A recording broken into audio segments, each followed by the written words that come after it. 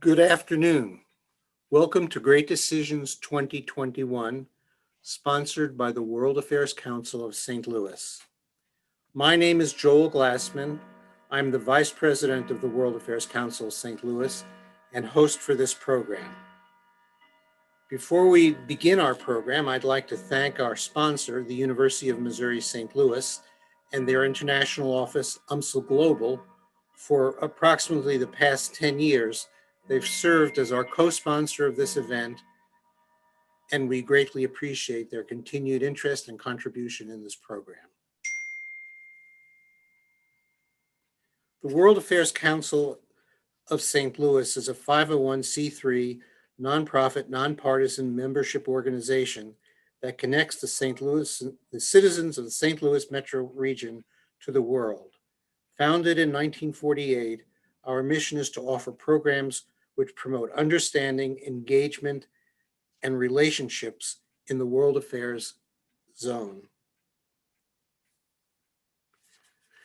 Great Decisions, as a national program of the Foreign Policy Association, and that organization for more than 70 years has been presenting the opportunity for U.S. audiences to learn about, debate, and understand the complex foreign policy issues that our nation faces.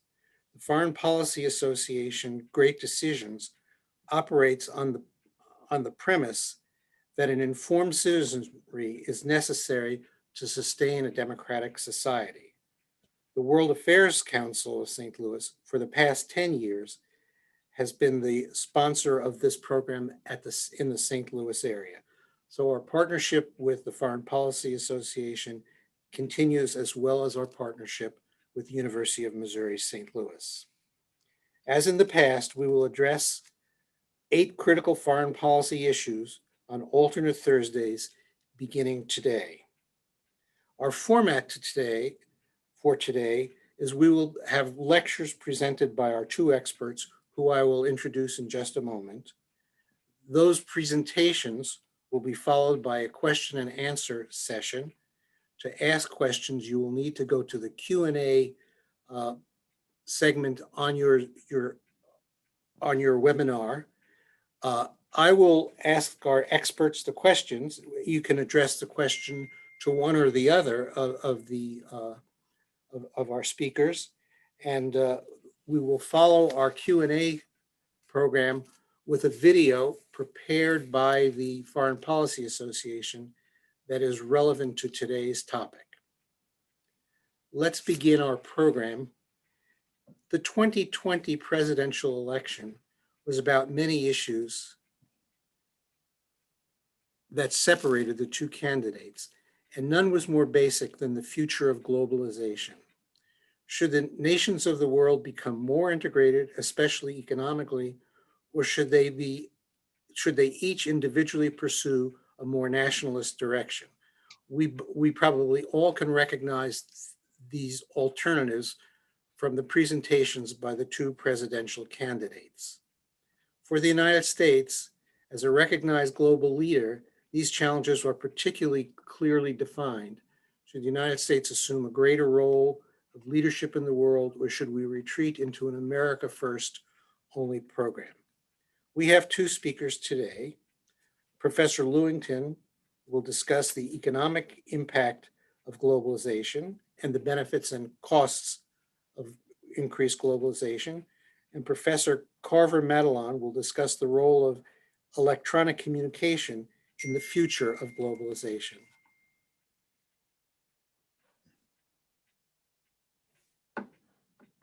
Let me take a moment to introduce our distinguished speakers. Our first speaker will be Dr. John Lewington, who has taught international marketing and global business courses at Maryville University since 1989. He also served as Associate Dean and then Dean of the John Simon School of Business at Maryville University.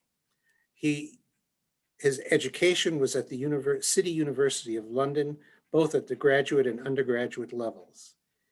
He has completed cultural training assignments for senior executives from many major global corporations, including some well-known St. Louis companies like Boeing and Monsanto. Dr. Lewington is a past president of the St. Louis chapter of the American Marketing Association, a longtime board member of the World Affairs Council, and it's through that membership that we've gotten to know each other, and a past president for two international not-for-profit organizations, the Marketing Research Institute International and Delta Mu Delta International Business Honor Society. He retired from Maryville in May 2015. Our second speaker is Leilani Carver-Madalon, also a professor in her case, strategic communication and leadership at Maryville University. Before earning her Ph.D., Professor Carver worked for 8 years in communications roles in various industries. Dr. Carver-Madalon has lived and worked abroad in both Taiwan and China and has taught university courses in a long list of countries abroad. She's earned several international certifications in the field of communications and is now writing a book on women's leadership. Let's begin with Professor John Lewington. Good afternoon and welcome to the first of the Great Decisions talks.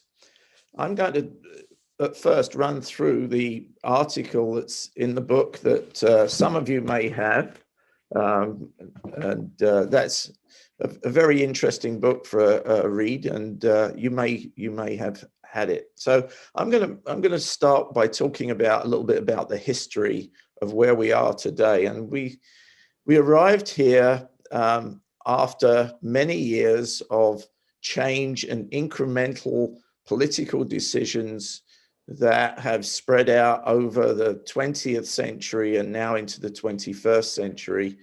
Of course, international trade goes back a long way, and perhaps the earliest thing that most of you will know about as a restrictive practice was the Boston Tea Party, which was part of the reason that America became independent from the United Kingdom. Let me take you to after World War II and some pretty good economic times in the 1920s to the great crash of 1929 on Wall Street, and then to some protectionist measures as large amounts of unemployment in the United States. And two senators concocted the Smoot-Hawley Act, which was of 1930, which was really a major restrictive practices and put tariffs on all imports into the United States. This had the effect of greatly reducing international trade and exacerbating the unemployment problem, which was then followed by, of course, Pearl Harbor, World War II, and coming towards the end of that, major politicians, Truman, Churchill, realizing that there would be a real rebuilding process for Europe. And in trying to do that, they had some meetings at Bretton Woods in New Hampshire. And the Bretton Woods agreements created the World Bank, it created the International Monetary Fund, and it set about creating what was known as the GATT round, General Agreement on Tariffs and Trades. And that agreement really started some things moving forward to reduce tariffs, to reduce the friction in international trade. And also it created a stabilization of currencies by having a gold standard. I'm going to move you forward. And that was moving ahead. And Europe went ahead and became a little bit proactive themselves in 6 countries joining together in terms of the Iron and Steel Confederation in 1950. And those 6 countries were Germany, Italy, France, Holland, Belgium, and Luxembourg. And nobody knew really how that was going to work out. So what happened there was that it worked out pretty well. In fact, it enabled those countries to have economic growth that was faster than many of the countries around it. And and politicians began to take notice of this harmonization of economics. And so that caused some other organizations to be set up that were agglomerations of countries. And moving forward, this morphed into, in the 1970s, Britain and some other countries joined, and this morphed into what was known as the European Economic Union, the EEU. And it was very successful for all the countries in it. In the early 90s, America decided that in the late 80s, early 90s, decided that it wanted to have an economic partnership like this. And so we decided that we wanted to be partners with the logical countries, Canada to the north and Mexico to the south. If any of you are old enough like me to remember the 1992 election with Ross Perot, who came in because he thought it was going to be terrible, that the jobs were going to be, American jobs would be sucked down to Mexico. He split the election and Bill Clinton became president. And what was known as the North American Free Trade Association became born. So we were now in our own group, which had about 400 million consumers in it, the EU that had 400 million consumers in it. So these are important economic blocks. And the European Union got larger, and other economic integrations occurred in South America with Mercosur, in Asia with ASEAN. And what Ross Perot didn't foresee in losing jobs or having jobs move overseas, offshoring as it's known, was the growth and rise of China. In fact, yes, jobs did move down to Mexico, but lots more moved to a new and emboldened China. And this went on throughout the 90s into the 21st century, and China became, a much more important power. And then move forward again to 2016, when two major events happened. First of all, David Cameron had a referendum in Britain, a vote by all the population as to whether they should stay in Europe. And he was pretty confident that they would vote for stay. But actually, 52% voted to leave and 48% voted to stay. So Britain was now set on a course to leave the European Union, which was one of the major events. The second major event was the presidential win by President Trump, who ran on several policies. One, that he was going to begin an assault on China and the jobs we were losing, and on immigration. And I'll talk about both of those when I talk about the future.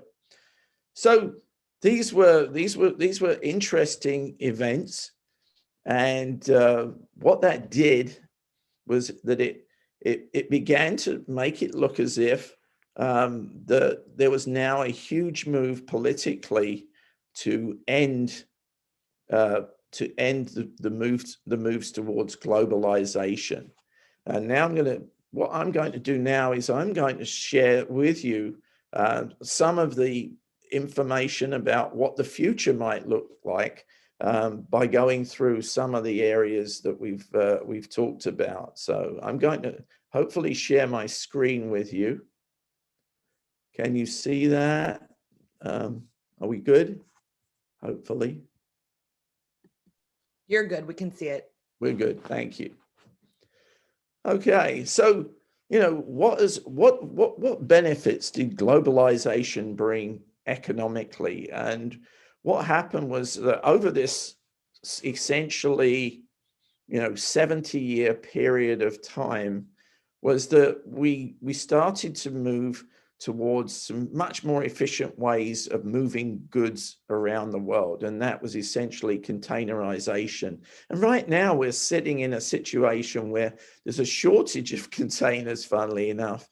And that is actually acting as a restriction on some of the trade. So also there was American managements started to look at the way to drive down costs in manufacturing, particularly labor-intensive businesses.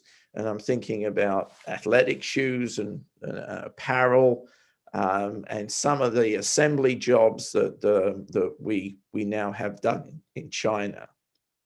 And they went to China because wage rates were low. And I want you to understand that they're not nearly as low as they were, 30 years ago. And that is causing American managements to look for other places, Pakistan, Vietnam, some of those areas.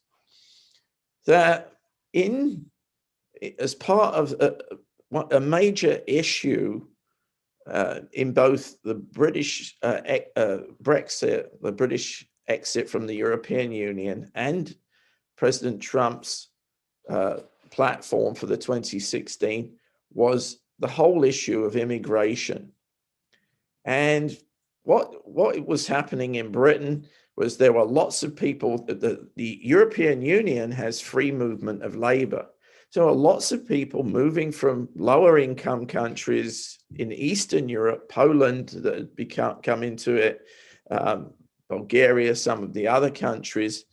And so now Britain was suddenly becoming inundated with lots of low cost labor.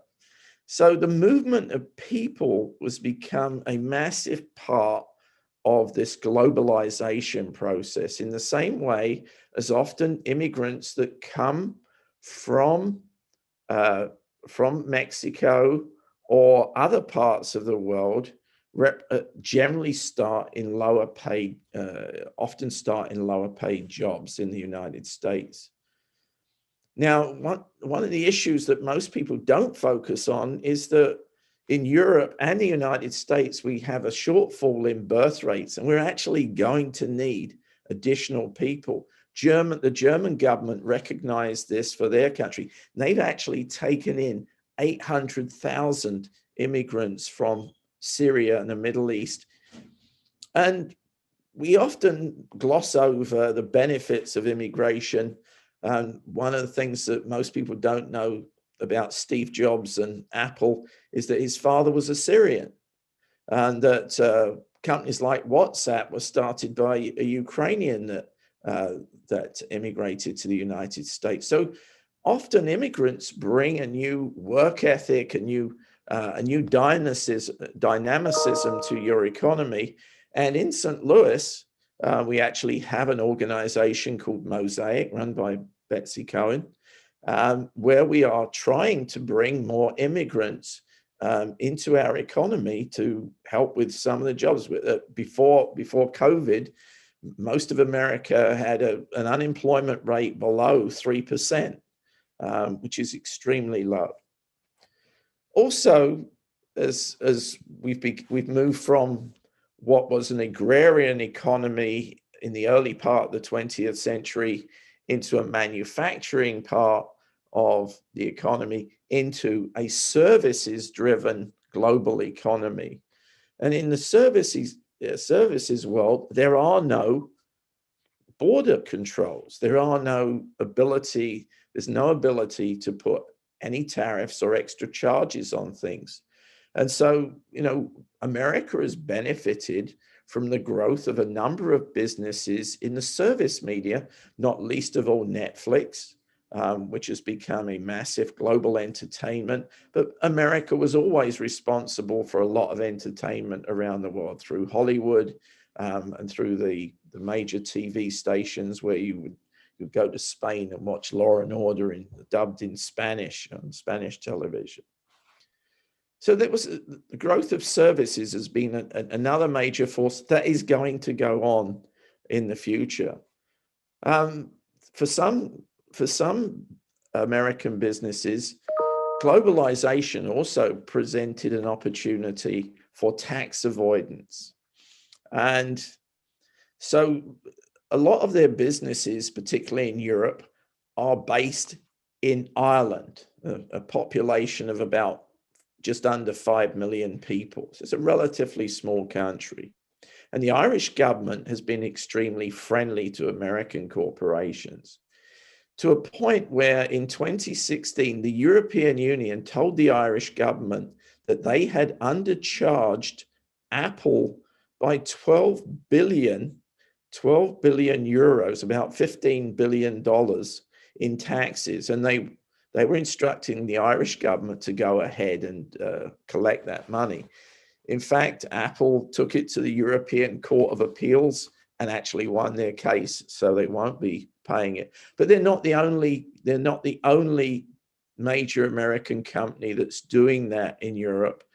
And so, the governments of Europe are feeling that the British government, the French government, are feeling that they've been left out with these large companies operating, making profits, and not paying any taxes.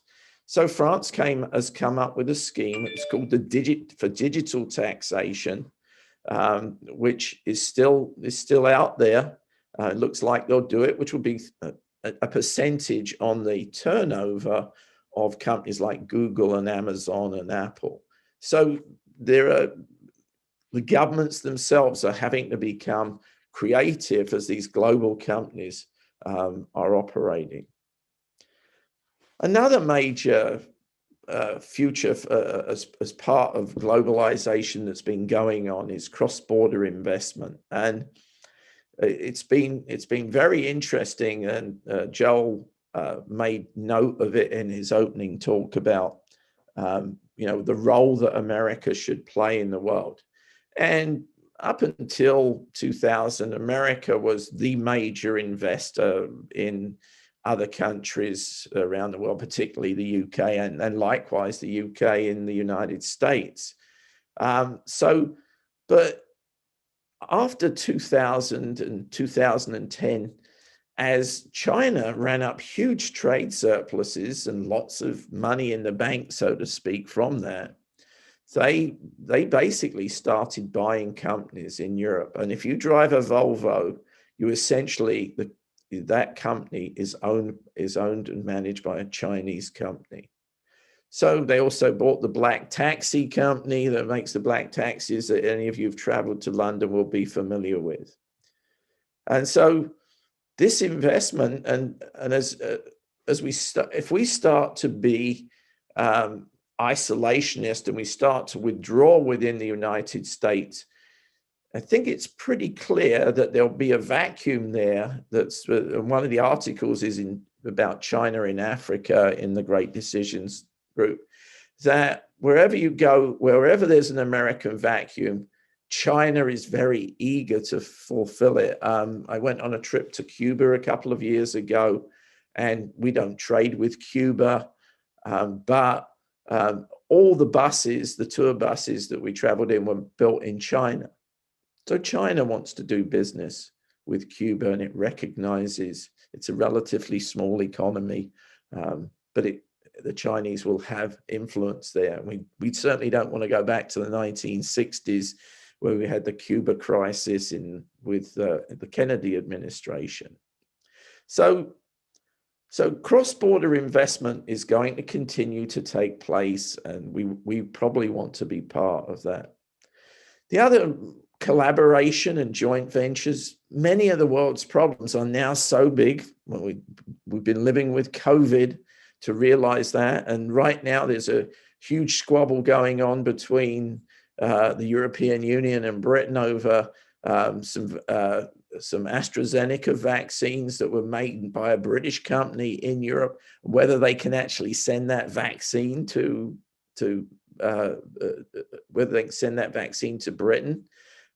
Europe wants to stop that from happening. That's kind of interesting in terms of joint ventures, but some of these problems that the world has, global warming, feeding the world, is a major issue, and St. Louis has a really large role to play in that, through Bayer and through the Danforth Plant Center, which is maybe the world's preeminent organization for developing new ways to grow food in hostile climates.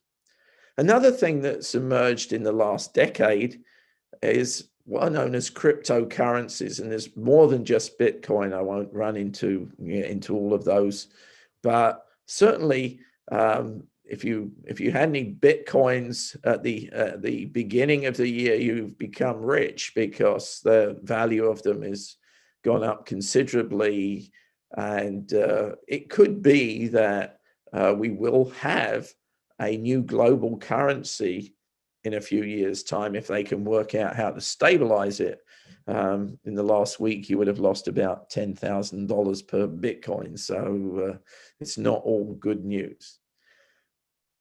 The other technology is also playing a role, and what we might call the cloud. And the cloud is essentially large buildings with lots of servers in them. In fact, Google announced yesterday that it's planning to build several large cloud facilities. And what's happened with that is that now IT systems like we're on now, like Zoom, regularly Zoom with people in the UK, but you can Turkey, Sweden, you do with anywhere in the world, because it's a cloud-based system, and it means that it operates off the internet. And of course, that was the other major move to accelerate globalization in 1995, was the opening up of the internet and the beginning. And it's taken 25 years to really get going. We're looking at 5G now for our phones. As part of all of that information technology, we have digital transformation. We have cyber wars now. So cybersecurity has become a big issue. Also, it's important to remember in this information technology globalization that America rules the waves. It's absolutely dominant through Apple, Google, Microsoft, you know the words, the companies, and Leilani will show how social media is enhancing that when I finish in a few minutes. The impact of something that one of the first acts of the Trump presidency was to remove us from the Trans-Pacific Partnership, which really started in 2015. And so we don't know. China's not in that at the moment. Will they join? If they want to join, what impact will that have on us? What if we want to get back in? And that was sort of Britain's stance. They didn't want to join the EU initially in the 1960s, but in the 70s they were kind of, they were desperate to get in there. We're going to see some removal of tariffs that got placed in the Trump presidency. We put one of the moves was to tax Scotch whiskey. So the Europeans taxed bourbon. The Chinese, when Trump put tariffs onto their goods, onto steel and aluminum, what happened there was that the Chinese government targeted American agriculture, not buying our soybeans, not buying our wheat, sourcing that from Brazil. And that really hurt our farmers. And Trump's answer was, okay, we'll subsidize it, which has been what the European Union does with a lot of their food. And quite often, other countries don't mind buying subsidized food. They don't mind buying grains and goods that have been subsidized by a government. I'm not going to say much about space exploration, except that we were the leaders in this in the 60s, 70s, and 80s. We've stepped back from that. Other countries are now, China, India, are beginning to look at space exploration and what that can bring. The other, a major issue for all of the countries is energy, and what we call, if you believe it or not believe it, that we have what's called global warming or climate change, that our climate is becoming much more deadly with floods and hurricanes and tornadoes around the world. So, you know, if we're going to try and use what is called green energy, then we will have to work with other countries. And it's interesting that just as an aside to that, Tesla, the leader, the best known name in green vehicles, we put a ban on Huawei, the Chinese company that makes cell phones and lots of equipment that will facilitate 5G, because they claim that, well, they're spying on us through this software. So China hit back at Tesla and said, well, we won't allow Tesla to collect information, which it does. Every car that's driving around is collecting information. So there's a bunch of other things here. Medical research, the cost of research and development, and I don't need to say any more than COVID. The fact that we've had a very fast response has been a global effort and sharing of information. You know, all businesses need more consumers, so they need the developing world to become more affluent, and it will only become more affluent if there's more globalization. Do we, you know, what is our need for the World Health Organization? Another article in the Great Decisions series. So pandemics, and this is really began to show how the world often needs to be together. Tourism, the desire of people to travel and see other countries was booming. You know, study abroad, and America generates billions of dollars from educating students from all around the world. So it's and the other thing is business disintermediation. Bringing jobs back into the United States is something that is going on. Emerson announced that they're moving some of their manufacturing back here. But let me say that, you know, Apple's plant, and the Foxconn plant in China that assembles Apple's iPhone, is 250,000 people in that plant. There's no American city that has that supply of labor. If you want to say, suddenly wanted to say, well, move that plant back. So Apple have announced some initiatives to assemble and manufacture some of its niche products in the United States. You won't see the mass production ones coming about anytime soon.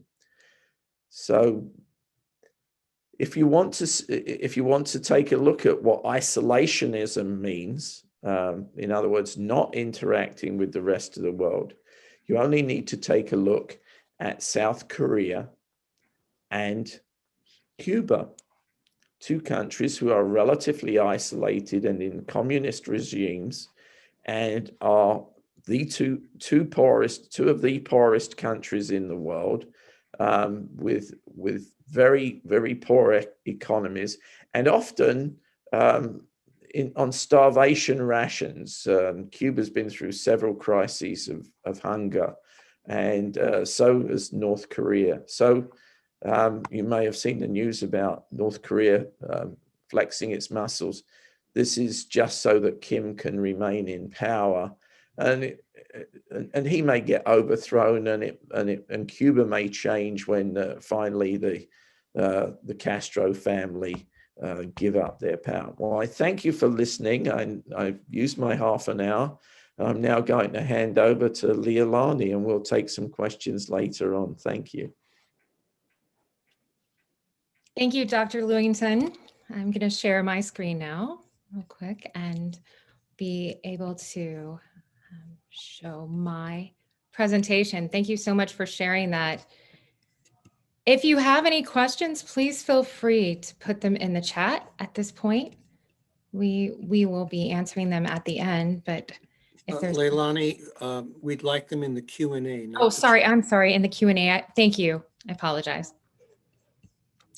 Bringing my presentation up.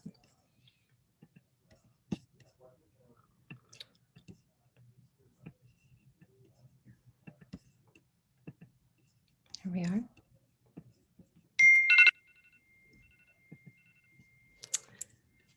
My name is Leilani Carver-Madalon, and I am a professor of strategic communication at Maryville University.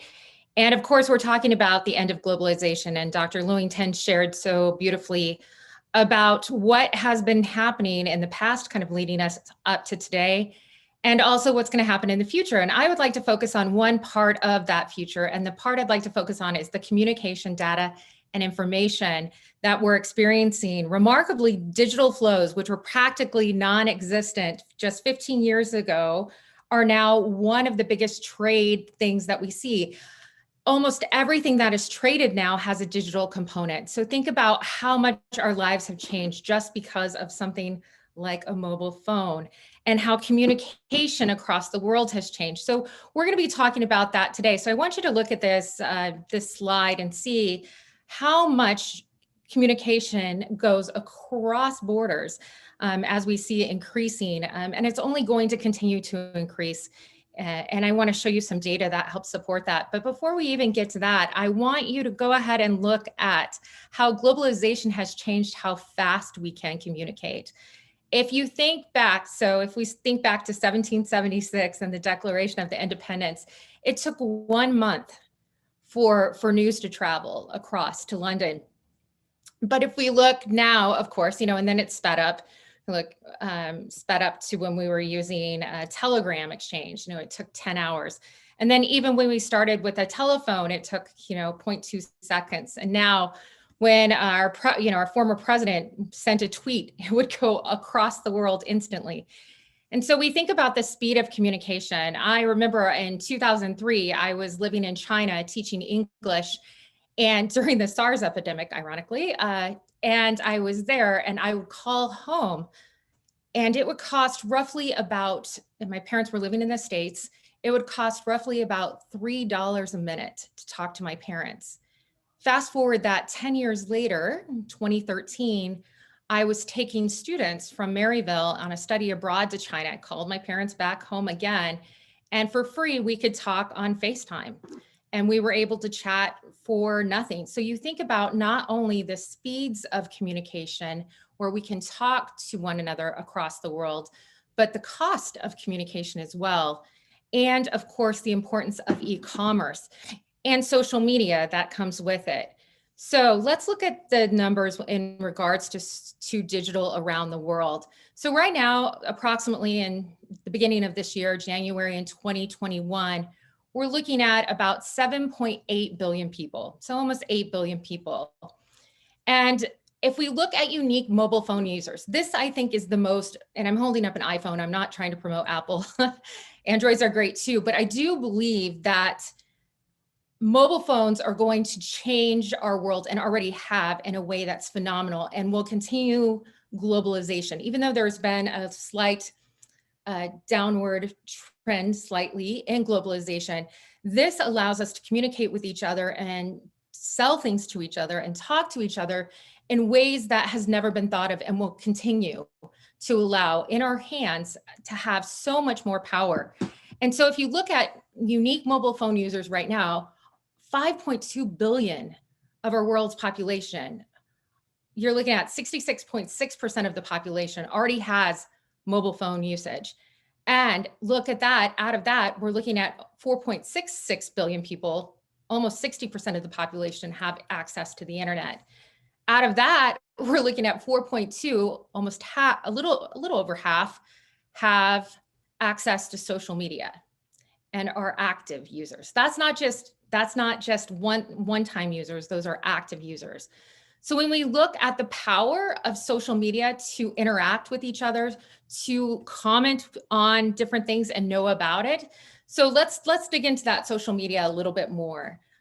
So again, we're looking at that 4.2 billion people, the percentage of the global population, a little bit more than half. But if you look at the annual change in the number of global social media users, it's risen 13.2%. And that is in the last year. So total number of social media users, and that number has been rising every year, and is projected to continue to rise, which is not surprising. And the percentage of total media users, most social media users are actually accessing through their mobile phones, which should also not surprise you if you are involved in any kind of media. And you'll see the numbers. This is just to show you the numbers are rising over time, and they are going to continue to rise. I wanted to give you an example of how this works in a globalized context. Like how does social media actually work in globalization? So I thought of Rihanna. One example, this is just one example of how this works. Farmers have been protesting in New Delhi, India. If you've been aware of what's going on, there have been some new government regulations that have been passed, and farmers are very upset about how that's going to affect them and how it has affected them. And what happened is Rihanna heard about this through social media, through a hashtag, farmers protest, and she brought it to attention. Well, Rihanna happens to have 102 million followers. And if you'll look, this is her actual tweet that I just cut and pasted. It's still out there if you want to go look. She actually, so 163,000 people commented on it, 361,000 people retweeted, and 944,000 and some change actually liked it. So she brought to attention, and now the government of India now has a social media crisis because Rihanna is now talking about it. And there were other celebrities that ended up talking about it and retweeting. And then there were celebrities from India, particularly a couple of Bollywood celebrities that got in on this conversation to try to defend India and tell Rihanna not to basically mind her own business. So the reason why I showed you this is because I want you to see the power of social media to bring attention to different things. One of the theories I teach in class is called agenda setting theory. And what it says and what it does is that media might not have the ability to change how you think, but it will change what you're talking about. And what social media does is Rihanna changed the conversation. And so it has the ability to change the conversation across the world. And we can influence what we're talking about and how we're talking about it. And that's the power of social media and globalization, where a celebrity in the US can then now start a whole other conversation and bring attention to an idea, to a problem that's happening in New Delhi. So these are the things that can happen in the power of communication and social media. One of the things that we also teach is the medium is the message. That was Marshall McLuhan, in 1964, that came up with that. Now, I don't believe the medium is the message, but I do believe the medium, the channel that we use, does affect the message. And so when we start thinking about how we communicate, when you start thinking about things like TikTok and it being banned in India, and because India and China relations. So when you start thinking about how different mediums are used and when they're used, by which governments, this is a very interesting thing. So globalization and digital media effects are fascinating to explore. It changes if you think about how much work has changed because of the pandemic, where we have virtual work. So right now I am at my house and we can do this together from many different places. It changes where we can work. I'm going to be going on sabbatical, writing a book next year, and I am thinking about doing my work from Italy. Why not work from there? It changes how we work with the technological innovations that we have. It does free up people to move or change where people's work is taking place in a way that is life changing. If you even see in the US, you'll see that people are moving out of cities. You're seeing that in San Francisco, especially, rents going down and different things happening in those areas. It also changes e-commerce. Online shopping has exploded. I will never go to a grocery store again, ever. And part of that is because I don't have to. I have Instacart. They will bring my groceries to me. It's a wonderful thing. I hate grocery shopping. And so the new online shopping with COVID has spiked. So thinking about that e-commerce, what you can do online, what goods can be brought, you can sell your goods across the world. And so this is one of the things that has changed with digital media and the effects. highlights the mobile phone truly as revolutionary technology. You know, you think about access to banking, access to e-commerce opportunities, information that is accessible. Also disinformation though as well, misinformation, disinformation, if you want to talk about it. But also activism is another area that people can act, you know, you can be an activist from your couch in a way that hasn't happened ever before. You can also have changes in currency with cryptocurrencies, right? So we see Bitcoin coming in, like Dr. Lewington spoke about. One of the things that I think has been interesting in my research that I've seen is that actually you're going to see much more growth. Right now, we're seeing much more growth in cryptocurrencies, actually not in Europe and the West, but actually it's much more likely in East and Middle East, we're seeing growth, and we're also seeing growth in Africa, which is interesting, why those are areas that are seeing more cryptocurrency growth.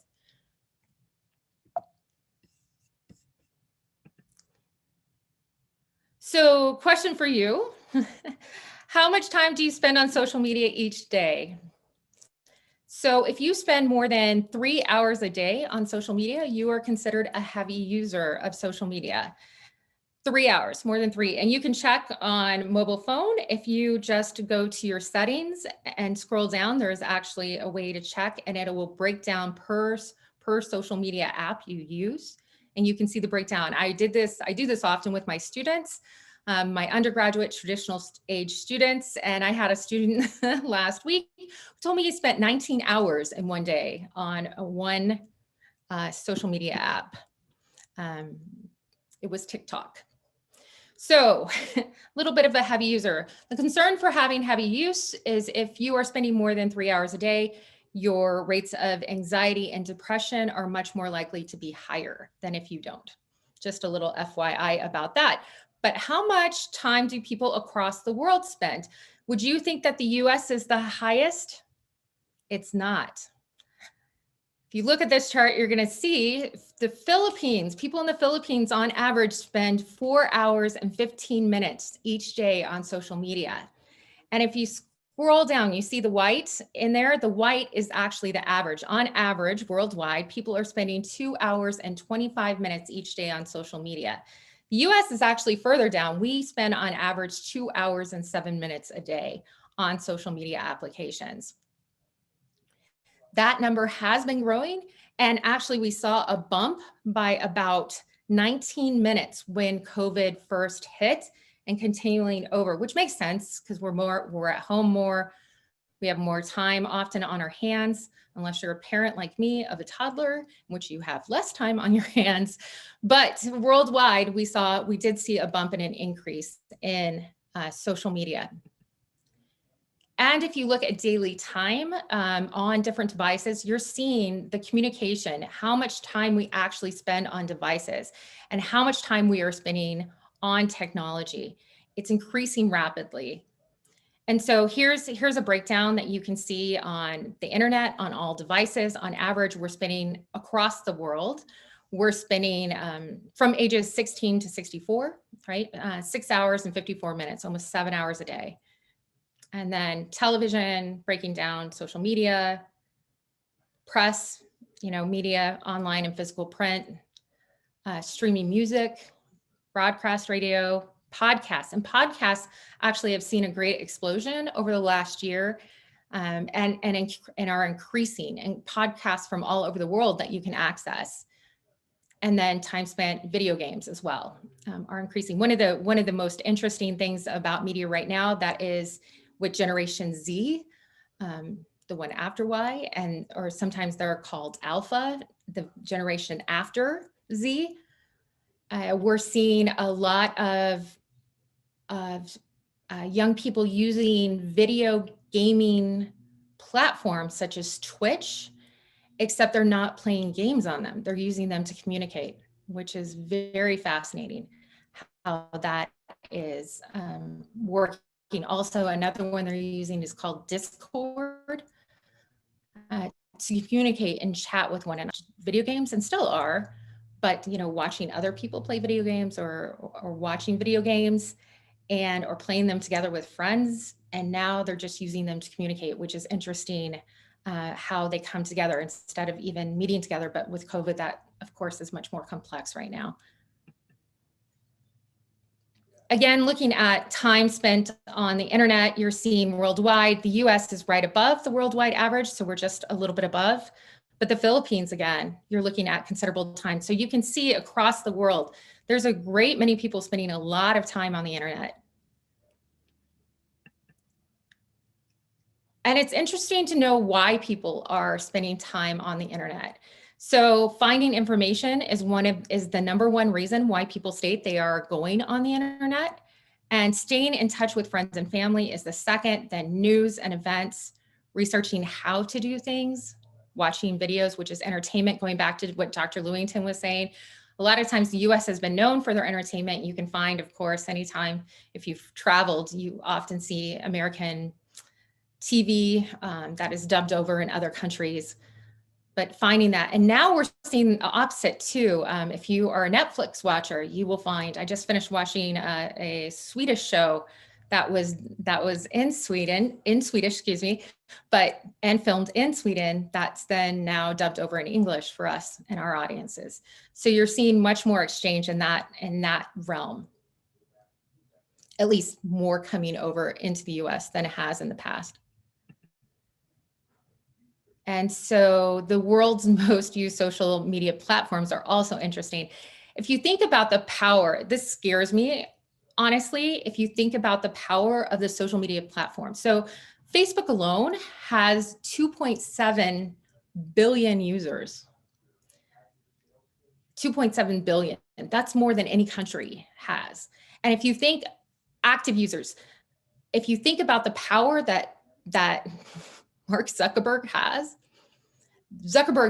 that kind of power. He has more than a country's power, and it's determining how we use our communication with each other. So if you have not seen, there's a doc, it's called a docudrama is what they're calling it, but it's kind of a documentary and then a drama right now that's on Netflix. It's called The Social Dilemma. If you haven't seen it, I highly recommend it. It's about how Facebook was created. For example, one of the men who created the Facebook like, the thumb like, he is on there talking about some of the problems with the algorithms and some of his concerns about what social media does and why it might be problematic. The second one with Facebook is YouTube. And don't get me wrong, I am not saying all social media is problematic. I don't think so at all. I think these are tools, but we do need to look at how these tools are being used and how they're being developed. And so I think it's important for us to examine them, especially if there's almost 3 billion people on some of these tools. So I think it's important for us to examine that. So, getting into, sorry, I was looking at the chat for a minute. Getting into WhatsApp, again, the third biggest, and you think about different things as well as should we have apps from other countries and what data are they collecting? So reasons for using social media are also fascinating. Most people say to stay up to date with news and current events. The majority of younger generations, so Gen Z, get their news from social media. They do not go to other outlets. So again, for me, I find that alarming. I want them to go to reputable sources because there is such misinformation, disinformation shared on social media. And so that is one of the things. The second reason is totally what I see is finding funny or entertaining content. They're looking to be entertained. So these are some of the reasons. So the huge problem that I have with social media, and one of my biggest concerns with the huge population spending so much time, is that it often silos information. So what happens with a lot of algorithms, so especially on things like Facebook, is that it sees what you like and then it gives you more of that. So it can really silo information, especially things like news. You'll then get only news that you like and any news you don't like or don't read. And it can tell by how long you spend on a page, how much time, if you go to a similar page, if you click through. it collects all that data and it uses that data to give you more information that you like. So basically it just reinforces your worldview. So there's all these little silos out there of people and individuals. So your Facebook's going to look different than my Facebook. It's going to look different than the other person's Facebook. Same thing on Google. Your search, if we search for the same thing on our computers right now on Google, we would get different answers.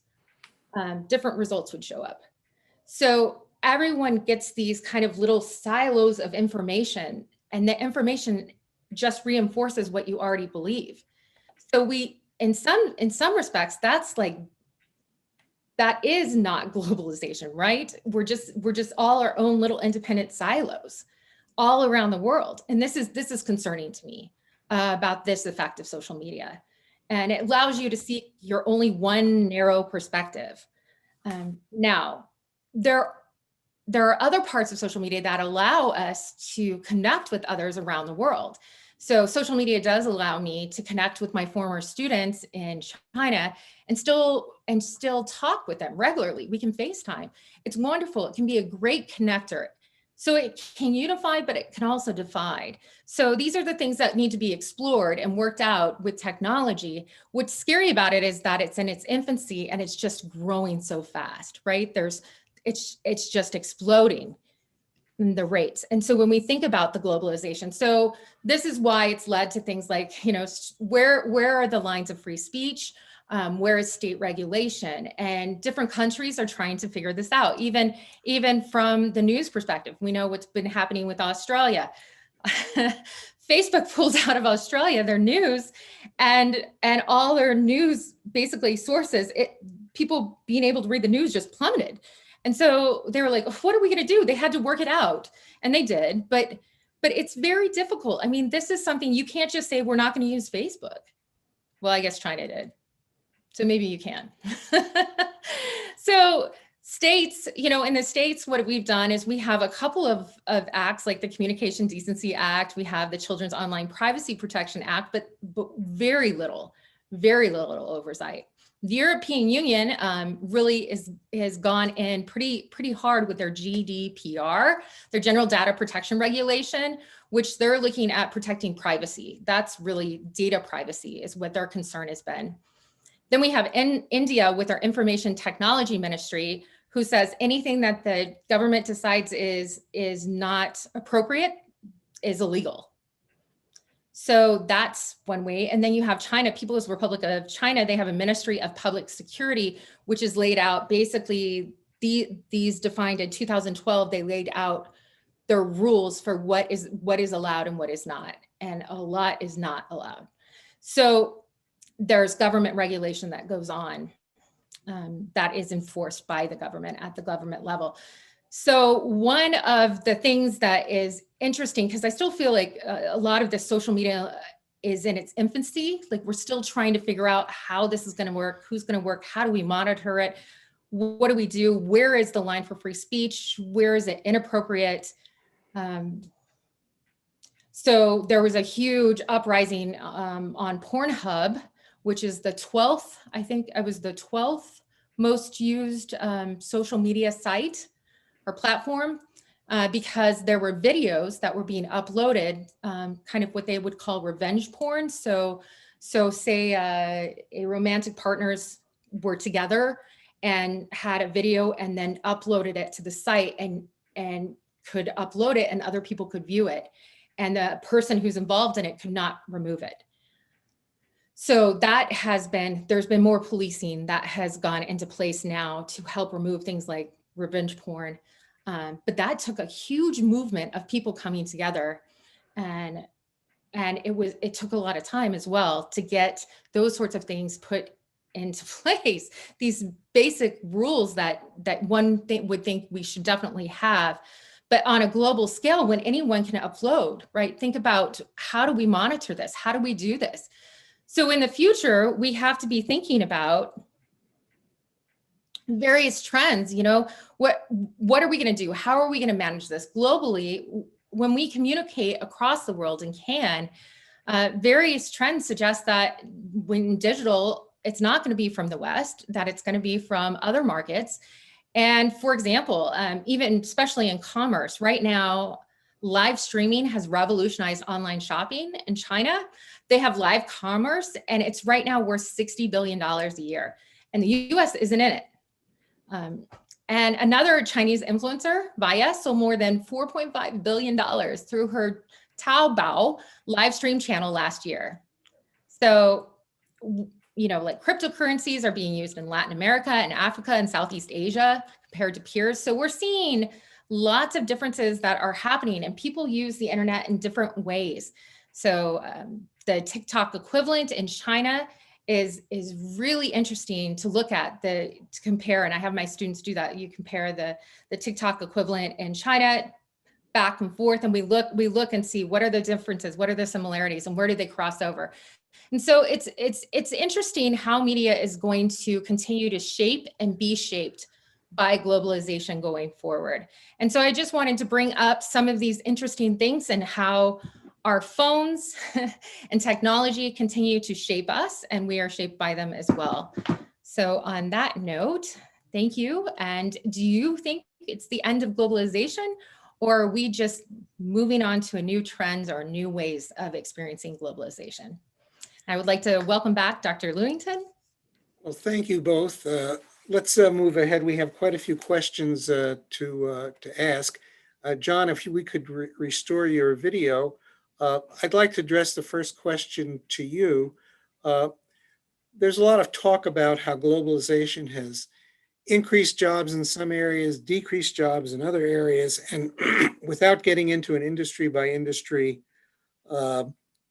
count, how would you net this out? Has globalization increased employment or decreased employment? That's one of our audience questions. I think looking at the efficiencies that have been gained, which means that essentially that people can afford more goods and services than they were able to before. I think it's been a good thing for everybody. I think one of the issues that's come up is that what we call the developed world, the affluent countries in the world today, have benefited much more than what we call the developing world, which is mainly Africa. And there's been a number of demonstrations that when the World Trade Organization, the WTO, has its meetings now, ever since I think the early 90s, there's significant protests about that. One of the ways that governments have addressed it is they've forgiven some of the loans through the World Bank. There was, I'm trying to remember his name, but he was a punk rock star, and he's now a Knight of the Realm for all the work that he's done for developed countries. And I would say that we've all benefited. America benefits from the ability to make its products a lot cheaper because they're in low labor costs. But for everybody, the big impact on employment is not so much jobs offshoring as robotics and automation. And for instance, there's a light bulb factory in Illinois that used to now makes 8 times as many light bulbs, but with a fifth of the workforce. If you were to go around the BMW Mini plant in Oxford, which employs about 4,000 people, but that did employ 40,000 people, but it's essentially highly automated today. So there's not necessarily an easy answer to whether these changes in economics have come about from globalization or whether they've come about by greater efficiencies in technology. I mean, one of the things that was obvious to me was that the internet in 1994, 95 was going to change the efficiencies of marketing, especially. And marketing was a very inefficient, getting products to people was a very inefficient process. And we've seen the full force of that of Jeff Bezos, who really had a vision for what retailing could be in the future. So, thank you, John. Let me move a question over to Leilani. I realize this is not a communications question, but in your introduction and your remarks, you indicate a lot of China experience. And one of our audience members wants to get a little update on what's happening with the Silk Road and the Belt and Road. Oh, and the belt, yes. Yeah. So, I mean, China, their growth and their economy has been exploding. They have been growing at a very fast rate, and the differences I can tell you from being there in 2003 and then coming back in 2013 and continuing to stay in contact. The growth was amazing to see economically, and I know that. I don't know what the effects, honestly, trade has been in the last year with COVID. I don't know. I know the recovery has been faster, is what I've been reading, than we've had as a recovery from COVID. But I know that when I was there, I remember we went to an economic development system and we watched this video and they said, it used to be made in China, but we want it to be created in China. So there's this move to not just only be a production, but they want to come up with the ideas. They want to be invented. They want to be number one. They want to be the top and the leader, and they are gunning for it. They want to be the number one powerhouse. And so I think the Silk Road, their analogy of being the Silk Road, they want to move it forward to the next level. And that is apparent in a lot of the communication that is coming out of China right now. Thank you. John, can I move back to you? We have a question from one of our audience members about Missouri's role in international trade or world trade. Do you have any kind of general response to that question? Well, we have roles in international trade in several areas, and primarily agriculturally, we are a major player in shipping grain and other ag products. But of course, we have the Boeing defense plant here in St. Louis, which is major exporter to the world. We have the Danforth Plant Center and what was Monsanto and is now Bayer, which has a major influence on world agriculture and innovations in that area. So we have a very large stake, and certainly several 100,000 jobs in Missouri depend on global exports. Thank you. Leilani, we have a question from our audience where, in a sense, this audience member is challenging your statement that social media are in their infancy. He's suggesting that social media are at least 20 years old, and in the high-speed world that we now live, 20 years is really quite a long period of time. How would you respond to his comment / question?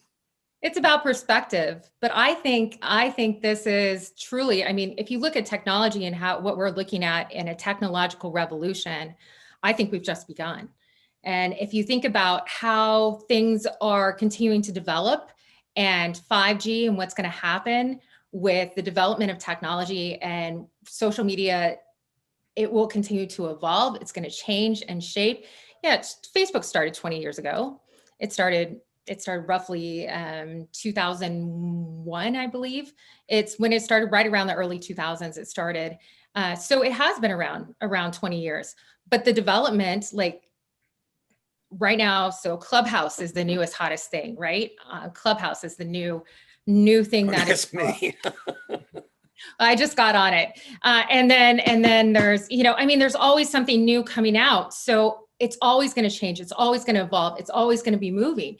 So we haven't figured out yet this thing, like what laws should we have? What privacy? What should be protected? What shouldn't? That's why I say it's in its infancy, because we haven't figured out how to best use it.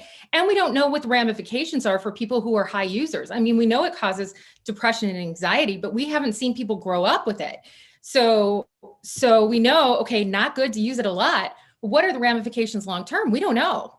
We don't know how this is going to really affect our lives when we're older adults. So I see students who can't function without their phone. So what is that going to be like when they're adults, when they're parents? Fair enough. Fair enough. Okay, good answer. Good question. Good answer. John, we have a question for you. To put this America First trade policy into some kind of longer term perspective, realizing that, of course, we can only guess the future, we can't define it. Do you think that an America First trade policy for the United States would put the United States in a position similar to North Korea or Cuba, the negative examples that you used about the risks and dangers of trade isolation?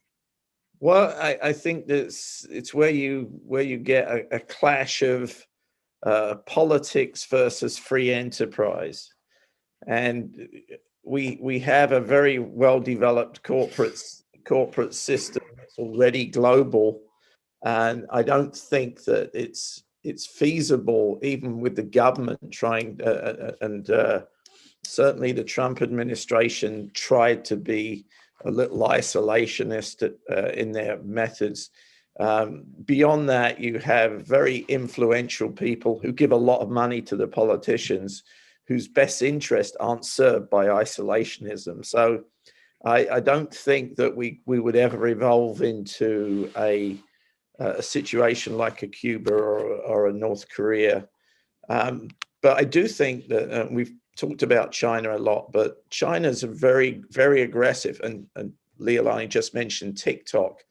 And if you remember, the Trump administration tried to ban TikTok, and Walmart or make them sell off the American portion, and Walmart were the bidder for that part of TikTok. So when you start to get into this, some very dysfunctional sorts of things begin to happen. So I'll leave it at that. Thank you. Leilani, we have a question for you. One of our audience members is asking whether specific cultures have an outsized impact on social media and electronic communication. Well, what's the connection between any particular country's culture and the social media space? Well, the U.S. definitely has, there is definitely a correlation between culture and social media impact. For example, the U.S., because of our technological innovation, we have had a great impact in that space. And also entertainment, like Dr. Lewington was saying earlier, we have a lot of entertainment that we've pushed out because of Hollywood and other things like that. So we have a huge, huge culture space, and our culture has been promoted all over social media. If you think about, Facebook is from here. TikTok is not. TikTok is Chinese. It's from ByteDance is one of their companies that has helped promote. They have a Chinese TikTok as well, because different rules, different regulations of what is allowed on it. But culture influences hugely. I mean, that's one of the concerns, right? That's why Trump wanted to ban TikTok in the US, is because it's Chinese owned. So I think culture is huge of how we contribute. But the US has a huge, huge presence. So you think about Facebook is from us, YouTube is in the US. So you think, but other countries do promote their own. So it depends on their usage. So how many people are on it? How many people are participating? So you see different countries promoting themselves by how many participants are on each. So their culture is being kind of shown through by how many people are using it. John, did you want to add something? Well, I just want to add that, one of Hofstede's dimensions is long-term orientation, and the Chinese have a very long-term orientation in their planning. And going back to the Silk Road question, there's two elements to that. There's a physical road that will go through to Europe that's being built physically, but part of that is also a digital infrastructure that will be built globally, and they're not planning to finish it till 2049. So that shows you their long-term orientation. They've got plans that go out there. Have we got plans that go out there? No, we don't, because we have a short-term orientation, just like, what Hofstede says. And also, according to Hofstede, we are the most individualistic country in the world, the most. And they are collectivistic. So it's more prioritizing the group than the individual. So those two things make different priorities. I have a question that I think should go to Leilani. Obviously, social media is an efficient engine for disseminating information, but it doesn't seem to be very good at discriminating junk information from real information. And I'm recognizing that there may be differences of opinion, but some information isn't a matter of difference of opinion, it's just junk information. I'm thinking about QAnon as an example of junk information. I'd like to get your reaction to the social media problem as a dispenser of totally bogus information. I'm trying to suggest there's a difference between differences of opinion and blatantly false statements. Sure, we can use an example of, we know that masks are effective in preventing COVID, but that is a fact. There are things that are facts. And so we have facts and we have things that are not facts, that are false. And what we have found is that things that are false often get spread 5 times more on 5 times more quickly on social media than facts. Why? Because of fear. They're often fear appeals. So they're often scarier. Like, for example, my mother got an email about vaccines that they were putting chips in people's arms, right? With the vaccines. Ridiculous. It's not true. But something like that will get spread 5 times more than vaccines work. You should get one. It's going to prevent you from dying, prevent you from going to the hospital. That misinformation will spread 5 times more. Why? Because anything that is scary or anything that promotes fear will be promoted more. Why? Because as humans, fear leads. This is why in journalism, the bloodiest thing leads. I don't know if you've ever heard that before, but blood leads. Why? Because people will pay attention to things that scare them. That's our human reaction to keep ourselves alive. It's a natural reaction. So the same thing happens on social media. If there's fear, it's going to be spread faster than something that's like, well, vaccines are safe. You should get one. It'll keep you healthy and safe. So that's much less exciting than they're going to put a chip in your arm. I see. Well, any suggestion for how we can balance between dissemination of information and freedom of information on the one hand and truthfulness on the other? I believe in media literacy. If people know to check their facts, like check things before you hit send or share, and make sure that you're sharing information that's true. Like, there are ways to check. Simply going to like a trusted source like the CDC or your doctor or, reliable sources before spreading information is one of the ways. We teach lateral checking, which is actually looking across and Googling the information and seeing from reliable sources, teaching reliable sourcing. How do you check information? How do you know what is fact? How do you know what is false? Those are the things we teach so that hopefully we can share information that is accurate. Thank you. John, would you like to add one last comment briefly before we move on? Only that,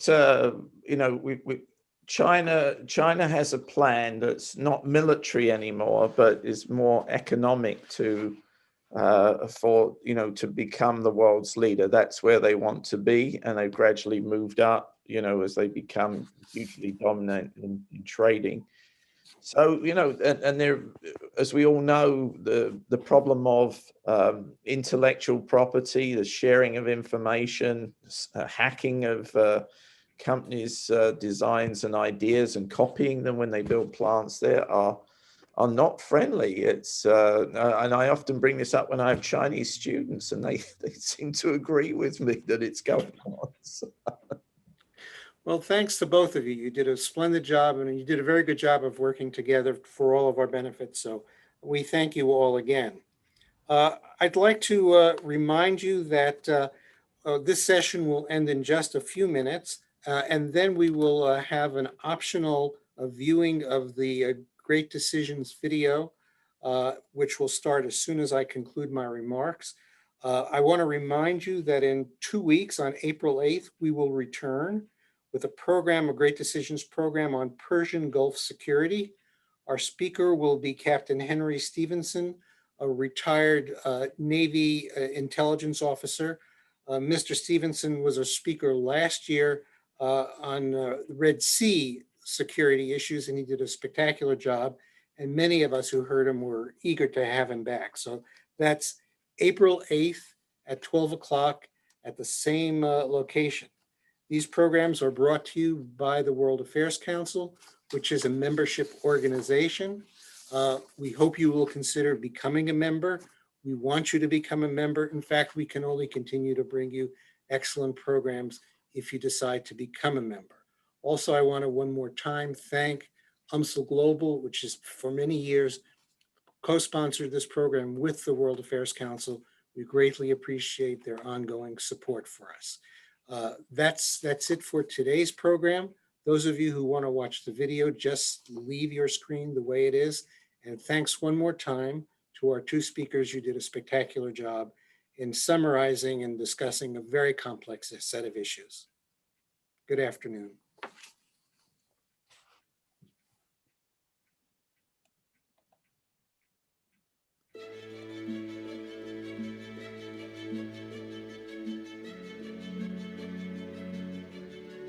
The United States stands at this time at the pinnacle of world power. It is a solemn moment for the American democracy. For with primacy in power is also joined an awe-inspiring accountability to the future. At the heart of U.S. foreign policy is a deep-seated ambivalence. Some American leaders, believing that global problems must have global solutions, have put their faith in institutions with worldwide mandates. Others have derided those same organizations as ineffectual and have asserted that America ought to stand alone.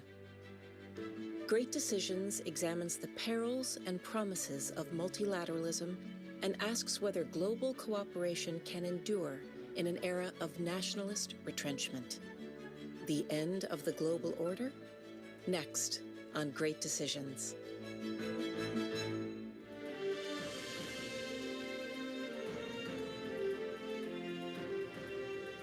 Great Decisions is produced by the Foreign Policy Association in association with Thomson Reuters. Funding for Great Decisions is provided by the Herford Foundation, PricewaterhouseCoopers LLP, and the Nelson B. Delavan Foundation.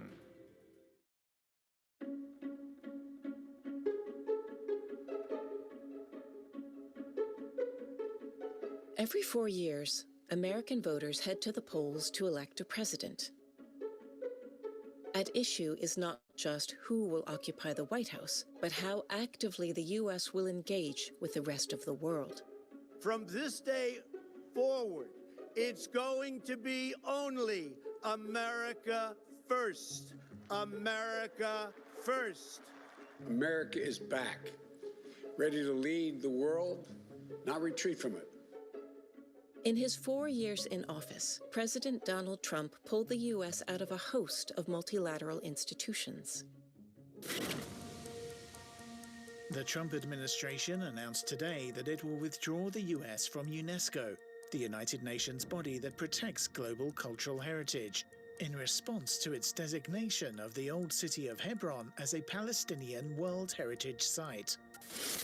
In a joint statement this afternoon, Secretary of State Mike Pompeo and U.S. Ambassador to the UN Nikki Haley said the U.S. will no longer participate in the UN Human Rights Council. Today, President Trump formally notified Congress of his intent to withdraw the U.S. from the World Health Organization, the international agency responsible for fighting disease.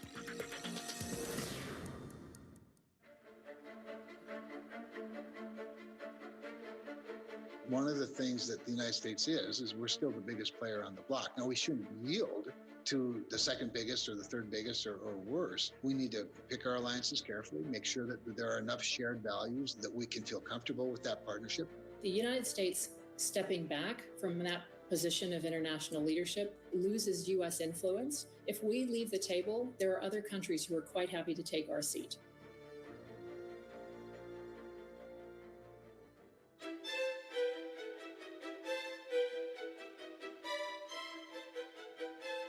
Three-quarters of a century has passed since the end of World War II ushered in a new system of multilateral commitments. Now, in an era of rising nationalism, the institutions that were built to bring the world together are being tested.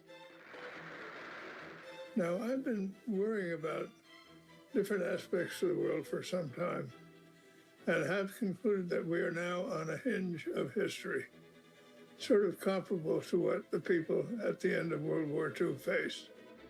I think going forward, the real question is, what is the norm? Is the last 75 years the norm and Donald Trump the aberration?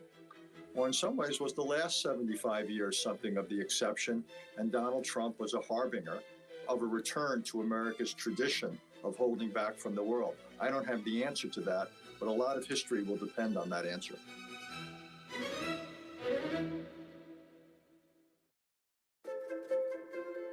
Today, the General Assembly will take up sub-item A of Agenda Item 105 of the election of 14 members of the Human Rights Council. In 2006, the UN approved the formation of a body dedicated to the protection of human rights around the world.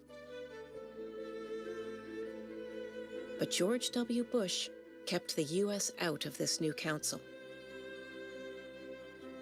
The idea was that it had become so dominated by anti-human rights members that it was nowhere close to fulfilling its mission. It was clear that it would only be a matter of time before the new Human Rights Council would have the same defects as its predecessor. And that's exactly what happened. There really isn't a whole lot of evidence in terms of impact of the Human Rights Council in terms of addressing grave human rights situations around the world. The tough cases, those are the ones that the Human Rights Council needs to be focused on, and those countries often ignore the Human Rights Council, even if they're a subject of its resolutions at all. When President Barack Obama took office in 2009, the U.S. finally joined the UN Human Rights Council. The logic behind the Obama administration being in the UN Council on Human Rights is to be at the table to try to make it better. It is very fraught, but if we aren't there, then our voice is not there, our values are not there, our purpose is not there. This was not a naive, idealistic decision. This was based on a very pragmatic assessment of the costs and benefits of engagement versus non-engagement. The idea that the United States would cede leadership on human rights without even taking a shot at this new institution, I think that that was just untenable for the Obama administration. After 8 contentious years, experts disagreed whether U.S. participation had paid dividends. And I'm proud to say that today, the Obama administration's leadership at the Human Rights Council has delivered real results. They were successful at the margins. They were able to make some resolutions less troublesome or less onerous or less hypocritical than they otherwise might have been. But again, you still don't see the Human Rights Council under the Obama administration truly focus on those countries that need to be criticized. You didn't see resolutions condemning Cuba. You didn't see resolutions condemning Russia. You didn't see resolutions condemning China. The results of our engagement at the Human Rights Council far exceeded anyone's wildest dreams. We had 4 special sessions on Syria. We were very engaged in the creation of a commission of inquiry on North Korea. LGBT rights, we got onto the agenda, and that had been inconceivable just a short time earlier. I think there's a real question, absent U.S. leadership on the Human Rights Council, whether the Human Rights Council ever would have set up a human rights special rapporteur for Iran to actually investigate and hold accountable the Iranian government for its human rights abuses domestically, at a time when the UN Security Council was blocked by the Russian veto. In 2018, President Trump reversed course. Once again, the U.S. refused to take part. When I arrived, and still today, its members included some of the worst human rights violators. The dictatorships of Cuba, China, and Venezuela all have seats on the council. Another criticism that the Trump administration made of the Human Rights Council is that it is biased against Israel. And that is evidently true. If you take a look at the number of condemnatory resolutions passed by the Human Rights Council, nearly half of them are focused on Israel. To think that Israel is the source of half of the world's human rights problems is simply ridiculous. China has never been criticized or been the subject of a condemnatory resolution by the Human Rights Council. I think taking human rights seriously is important. You don't have to do that through a council that's two principal targets are Israel and the United States. I'm not saying the U.S. has a perfect record on human rights, but we're a democracy. I mean, we're presumably capable of correcting these problems ourselves. We don't need a nanny in Geneva lecturing us. The way the UN Human Rights Council is evolved is a travesty. And I can see why the Trump administration would say, we're not going to have anything more to do with this. The question is, does it help? Do you want to throw your toys out the pram and just not be there at all? I think the view of the British government is it's better to be inside fighting that case than to say we leave. With the U.S. on the sidelines, China worked tirelessly to expand its influence within the UN Human Rights Council. Those efforts secured international support for controversial policies in Xinjiang and Hong Kong. There was a recent episode where China was successful in building a coalition to support its narrative about its role in Hong Kong. And this is a perfect example of where if the United States had been present, we would have been able to work the halls and find more country support and really change the narrative about whether China actually does have the support of the majority of countries. What we've seen in recent years is China increasingly using its vast economic leverage to try to bring countries to its side within the UN. It's not facing much competition. It's incumbent on liberal democratic nations that believe in human rights to mobilize coalitions of countries so that China can't just waltz into the United Nations, mobilize its coalition, and then go uncontested. American policymakers who hope to challenge China's global ambitions must determine whether to work inside or outside of existing institutions. The universal principle, I believe, is this. If America unilaterally withdraws from the UN and multilateral institutions, it simply creates a bigger slice for major non-democracies like China to exercise even greater influence in the future. Far better the United States remains in and prosecutes in each of these agencies a general reform program to make them as effective and as efficient as possible. Multilateral organizations are always going to have a hard time agreeing on certain principles because you have this diversity of cultures and values and forms of government. I mean, on the one hand, you have China, which has an emperor for life, and then you have the United States, which is laissez-faire. And when you have those extremes and then all the diversity in between, it's always going to be difficult, which is why multinationals are always frustrating to Americans. We have dozens of countries around the world who are at least open to and prepared to work with us. China does not have that for the most part. So I don't look at these institutions as somehow biased against the United States. And even in those occasions where they might be, that to me is a challenge for foreign policy. How within them do we build coalitions? That's why God invented diplomats.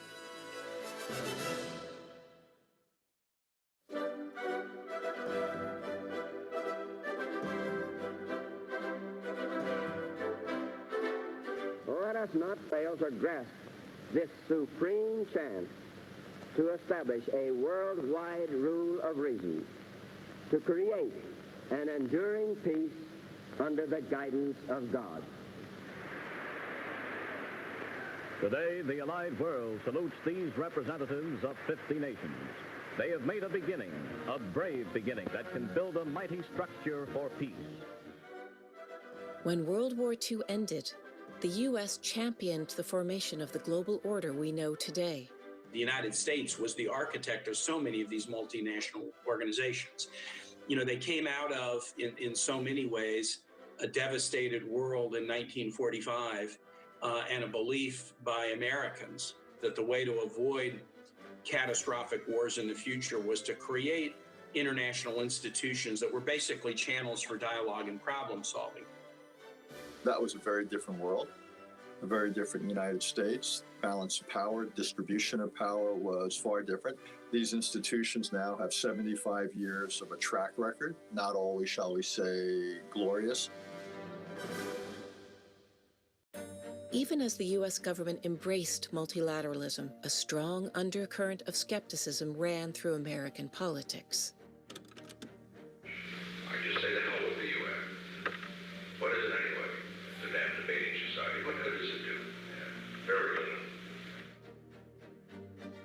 The US can afford to be much more self-sufficient and independent than just about any other nation in the world. America always kind of stood a little bit to a side on these things, and it was given the permission to do that because most Western nations thought, look, we don't mind if America does its own stuff now and again, as long as it's inside the multilateral institutions when we need it to be. Well, I suggested on the floor of the Senate today that we stop all funds for the United Nations. Now, what that'll do to the United Nations, I don't know. I have a hunch it would cause them to fold up, which would make me very happy at this particular point. Well, in the United States, like in Australia and other Western democracies, it becomes an item of political sport, particularly within the political right and far right, to just go on a general campaign of UN bashing. Why do politicians do that? It's because this attack on globalism, this straw man argument, has become a part of the identity politics of the right and the far right. Globalism exerted a religious pull over past leaders, causing them to ignore their own national interests. Today, the world looks very different from the circumstances of 1945. It is not so easy for bureaucratic institutions to evolve rapidly to face new challenges.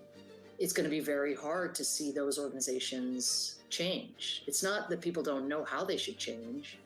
It's that the major powers that comprise these institutions have to be prepared to bring their publics along. There's no magic wand that can be waved by the citizenry on their own, or by the Secretary General, or by any particular country. What is the point of pretending that the organization is still committed to its original principles?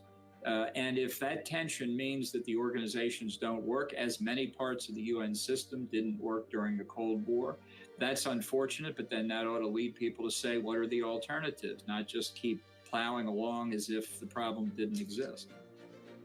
You have seen over the history of the UN a surprising degree of innovation in looking at new ways to solve problems as they confront them. Something like peacekeeping was not in the UN Charter. The UN invented it when they had to in the middle of the Suez Crisis in 1956.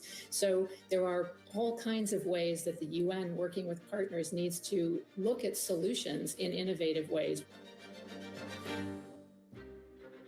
When organizations depend on consensus, a member state that refuses to live up to its commitments can spark frustration and recrimination. In the early days of the WTO, we tried to operate fully by consensus. We're now at 164 members, and deciding every single thing by consensus has become unmanageable. So what members are doing, they are figuring out how to advance the most sensitive issues. Flexibility is the only way, I think, the WTO can continue to upgrade itself in a progressive and quick enough manner. To the extent that international organizations deal with political issues, you're going to see further gridlock as the member states disagree. And you saw this during the Cold War when the United States and the Soviet Union were often at odds. The staunchest defenders of the multilateral order insist that institutions are merely forums where member states can interact. It is up to those individual countries to learn to cooperate. There is no other forum where this is going to disappear. Whatever forum, whatever setup you design, you're still going to have different opinions. It's not changing the name of the forum or the place of the forum or the countries that are inside the forum that it's going to change the outcome. Richard Holbrooke used to say about the UN that blaming the UN for a crisis is like blaming Madison Square Garden when the New York Knicks play badly. When are we going to get the kinds of reforms of these organizations that we need to make them fit for purpose in the 21st century? When the governments that comprise UN bodies are willing to back those reforms.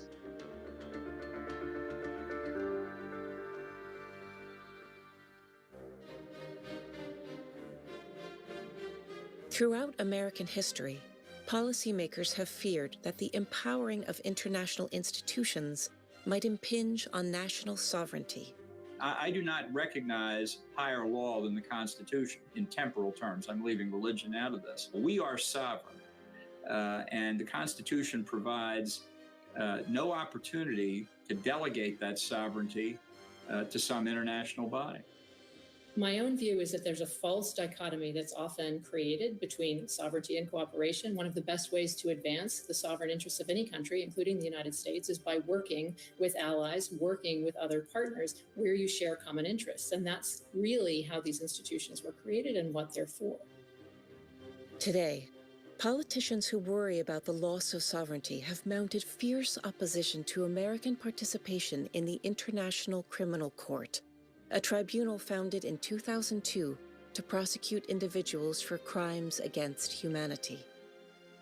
I've said before, the happiest day of my entire government career was the day that I unsigned the Clinton administration's signature on the Rome Statute creating the ICC. I think it's a thoroughly illegitimate institution. We don't recognize any international authority to judge American citizens. We judge American citizens.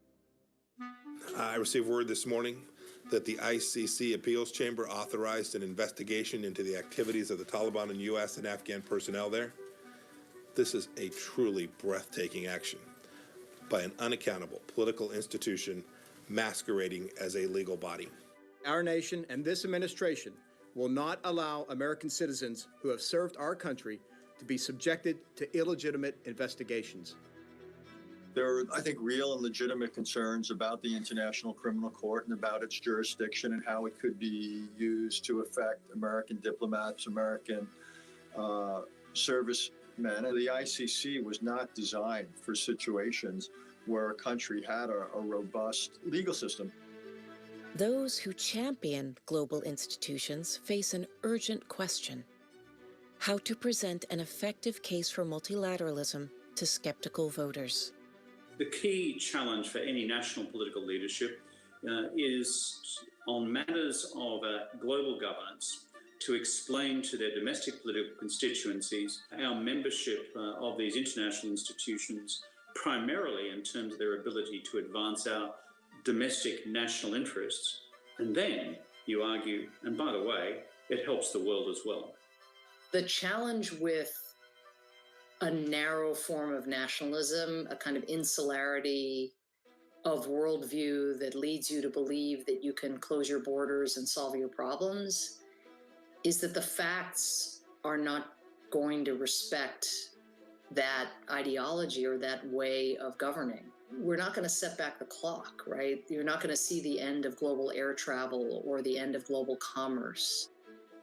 The good news is, compared to 1945, we've got democracies on every continent. We have nations that are moving more and more toward respect of democratic values. But we also have democracies that are stressed. The authoritarian nations in the world moved into a new chapter of trying to promote the idea that authoritarian governance models are the right ones for the 21st century. I think we have to rebut that critique, not just by trying to be a strong democracy in the United States, but by pulling democracies of the world together. Those non-Americans who have observed the shifting attitudes of the U.S. government most closely are optimistic that multilateral organizations can function effectively even without U.S. participation. I watched very carefully the World Health Assembly, which is the highest decision-making body of the WHO. The European Union was the one that was stepping forward and proposing, really sort of drafting all of the key decisions. That's a role that historically I think the United States often had, but with the US absent, it was Europe that was able to bridge the different gaps.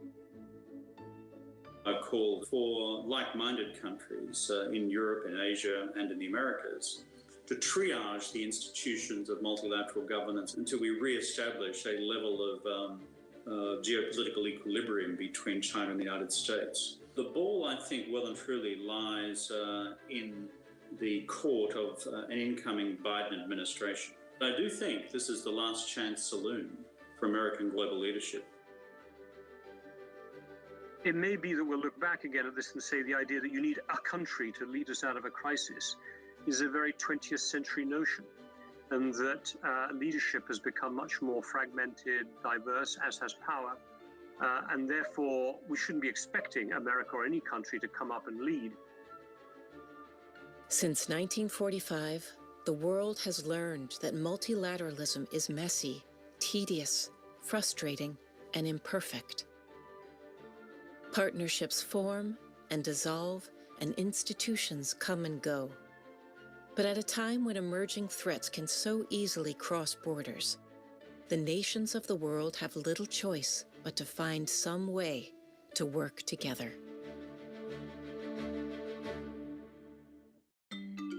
Great Decisions is America's largest discussion program on global affairs. Discussion groups meet online via Zoom and Google Meets, in person at community centers, libraries, places of worship, and homes across the country to discuss global issues with their community. Participants read the 8-topic briefing book, meet to discuss each topic, and complete a ballot, which shares their views with Congress. To start or join a discussion group in your community, visit fpa.org or call 1-800-477-5836. Great Decisions is produced by the Foreign Policy Association in association with Thomson Reuters. Funding for Great Decisions is provided by the Herford Foundation, PricewaterhouseCoopers LLP, and the Nelson B. Delavan Foundation.